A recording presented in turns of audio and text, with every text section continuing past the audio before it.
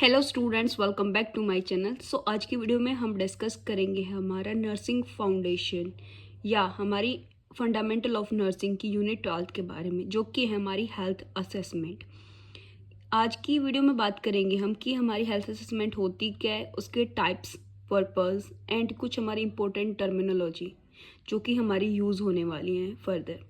सबसे पहले हम बात करते हैं हमारी हेल्थ असेसमेंट की। हेल्थ असेसमेंट होती क्या है? Health assessment is very important in any health care setting. जो हमारी हेल्थ असेसमेंट है वो हमारी जितने भी हेल्थ केयर सेटिंग्स हैं उसमें हमारी ज़रूरी होती है। इसके अंदर हमारे 2 कंपोनेंट्स होते हैं हमारे हेल्थ असेसमेंट के अंदर। फर्स्ट है हमारा हेल्थ हिस्ट्री एंड सेकंड है हमारा फिजिकल असेसमेंट। हेल्थ हिस्ट्री के अंदर हम present medical surgical history check करते हैं and past medical and surgical history check करते हैं।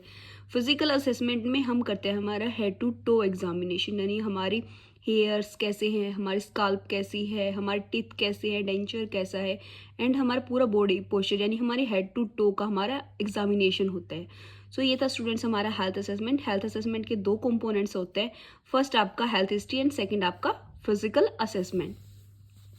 देन आते हैं हमारी हेल्थ असेसमेंट के टाइप्स। हेल्थ असेसमेंट है वो आपकी कंप्रीहेंसिव भी हो सकती है, ऑनगोइंग भी, पार्शियल भी, फोकस्ड और इमरजेंसी भी आपकी हेल्थ असेसमेंट हो सकती है। तो ये थे हमारे टाइप्स, वन बाय वन करके अब हम सभी डिस्कस करेंगे। सबसे पहले आपका comprehensive health assessment. Comprehensive health assessment के अंदर या कंप्रीहेंसिव हेल्थ असेसमेंट हमारी होती क्या है, जिसके अंदर आपकी हेल्थ हिस्ट्री भी आते हैं, साथ के साथ आपका फिजिकल एग्जामिनेशन भी होता है। जब कब होता है और ये हमारा जब भी जो हमारा क्लाइंट है वो हमारी हेल्थ केयर यानी हॉस्पिटल के अंदर या फिर किसी भी पीएचसी सीएचसी के अंदर जब हमारा एंटर करता है पेशेंट, वो आता है हमारा कंप्रीहेंसिव हेल्थ असेसमेंट के अंदर। इसके अंदर दोनों चीज़ें होती हैं, हमारी health history and physical examination. इसके अंदर हम जो है पेशेंट को हम फिजिकली भी देखते हैं, साइकोलॉजिकली भी, सोशली भी एंड स्पिरिचुअली भी हम पेशेंट को इसके अंदर देखते हैं।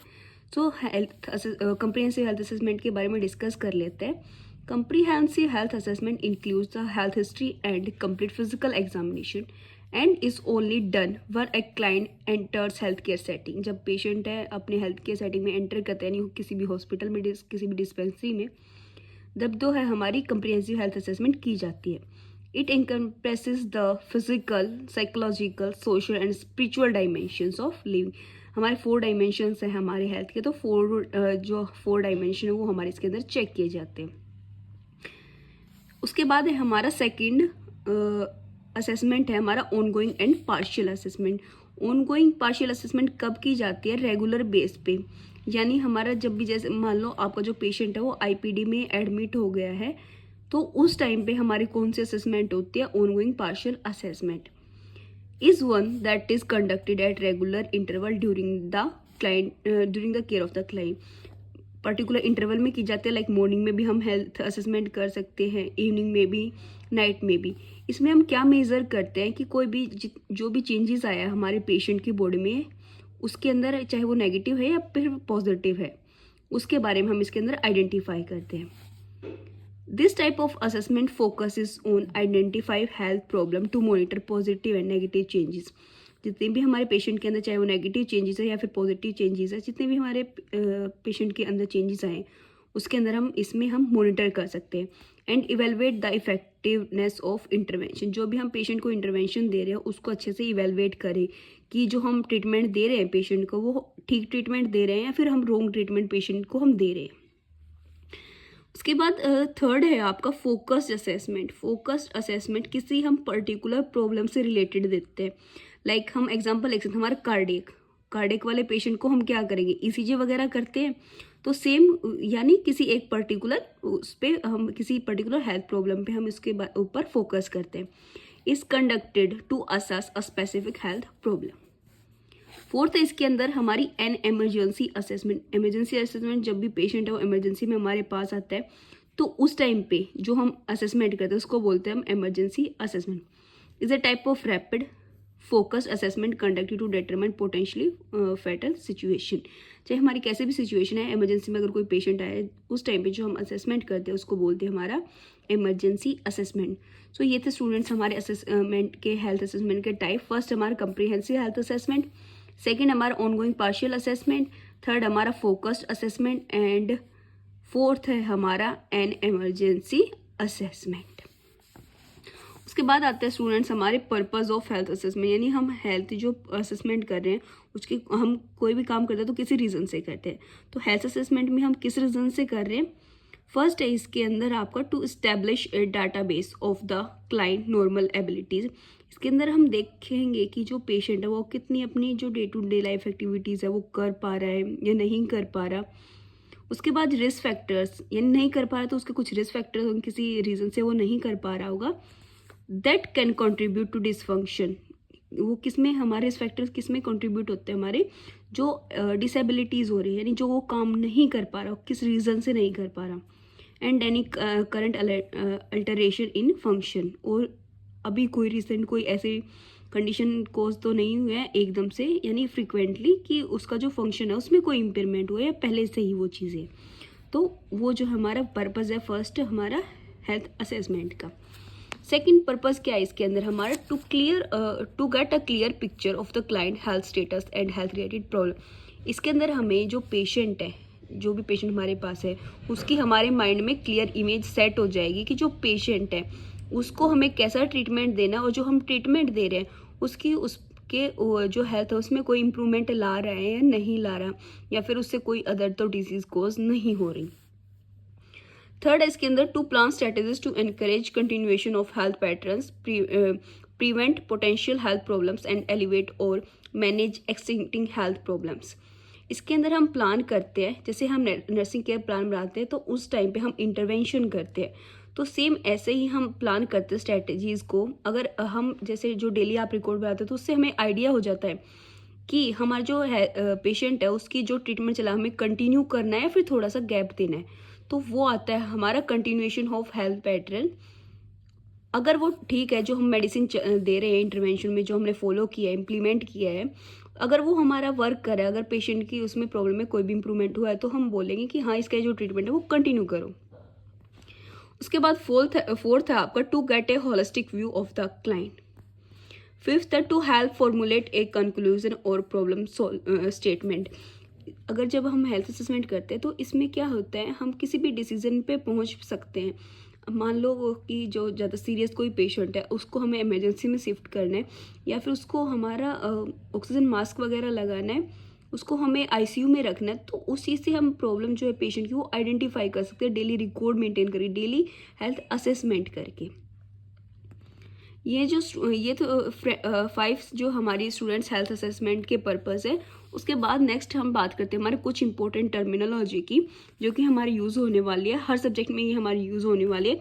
जब भी आप नर्सिंग डायग्नोस बनाओगे या फिर आप नर्सिंग केयर प्लान बनाओगे तो सबसे पहले कोई भी डिजीज़ आपको दी जाएगी, उसके बारे में आपको पता होना चाहिए कि उसका डायग्नोस्टिक टेस्ट क्या है, उसका प्रोग्नोसिस क्या है, इटियोलॉजी क्या है, उसकी पैथोलॉजी क्या है, साइन एंड सिम्टम्स क्या है, कॉम्प्लिकेशंस क्या है उसके। तो ये हैं सभी टर्मिनोलॉजी। सो फर्स्ट है आती है इसके अंदर हमारे डायग्नोसिस। डायग्नोसिस क्या है, it is the determination of the nature and extent of a disease, यानी जो बीमारी हो रही है उसका नेचर क्या है और वो कितने समय तक चलने वाली है, वो आता है हमारा डायग्नोसिस के अंदर, यानी जो हम डायग्नोस्टिक टेस्ट करवाते हैं किसी भी डिजीज से।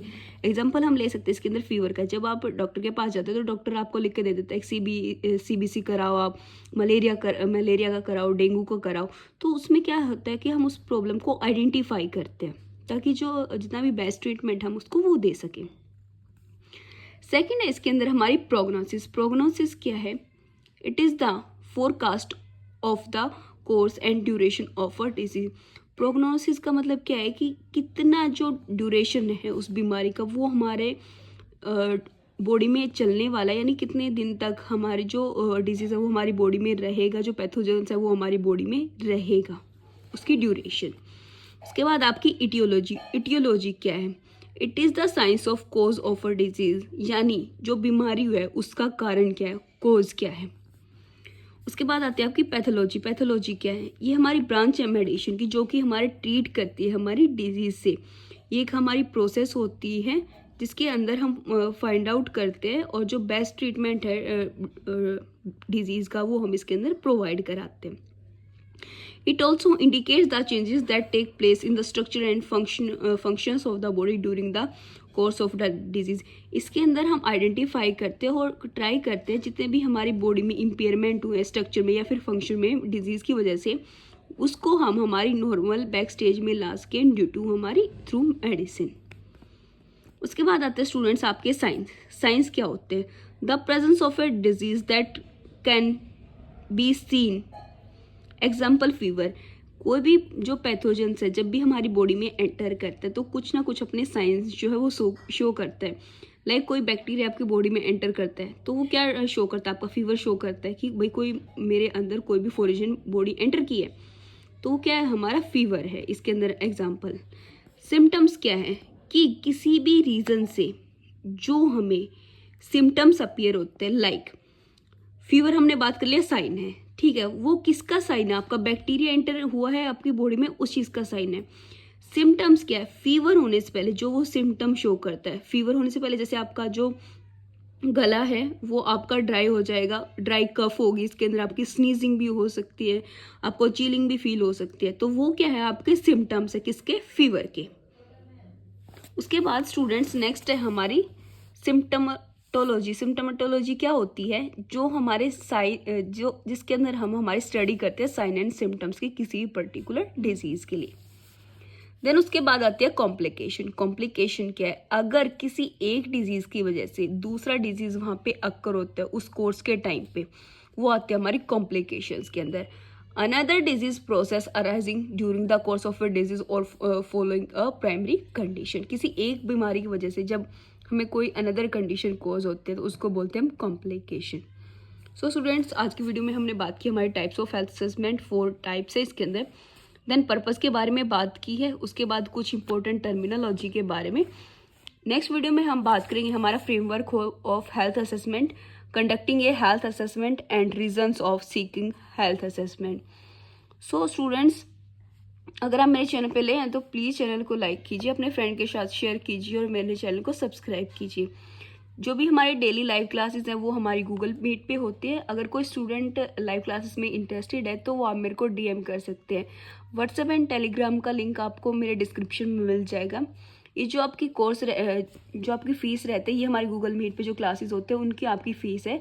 पर सब्जेक्ट इसके अंदर आपकी 2000 फीस रहेगी एंड 1 ईयर की इसके अंदर आपकी ड्यूरेशन है।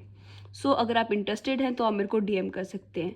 एंड वन इम्पोर्टेंट इन्फॉर्मेशन आपके लिए, जितने भी हमारे एएनएम, जीएनएम, बीएससी नर्सिंग या फिर पोस्ट बेसिक नर्सिंग के बच्चों के एग्ज़ाम हैं तो उनके लिए हमारे जो टारगेट बैचेज़ हैं वो स्टार्ट हो रखे हैं। उनकी जो टारगेट फ़ीस है उसकी कंप्लीट फ़ीस रहेगी जब तक आपके एग्ज़ाम नहीं होते, 5000 उसके अंदर आपकी फ़ीस है। कंप्लीट जितने भी आपके सब्जेक्ट है उसके अंदर वो आपके सब्जेक्ट कराए जाएंगे। सो अगर कोई स्टूडेंट इंटरेस्टेड है तो आप मेरे को व्हाट्सएप एंड टेलीग्राम पे मैसेज कर सकते हैं। उन दोनों का लिंक आपको मेरे डिस्क्रिप्शन में मिल जाएगा। Thank you.